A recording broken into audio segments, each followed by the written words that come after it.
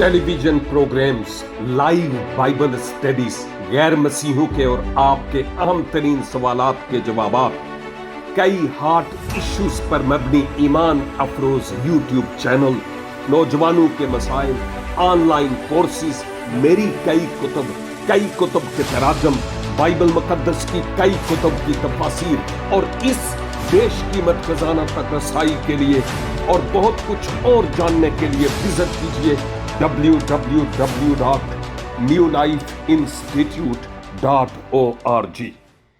अजीजो, दुआ में खुदा के हुजूर आंसू बहाना ये कोई बुरी बात नहीं, ये अच्छी बात है, क्योंकि खुदा हमारे आंसुओं और रोने के सबब से हमारे ठट्ठे नहीं उड़ाता।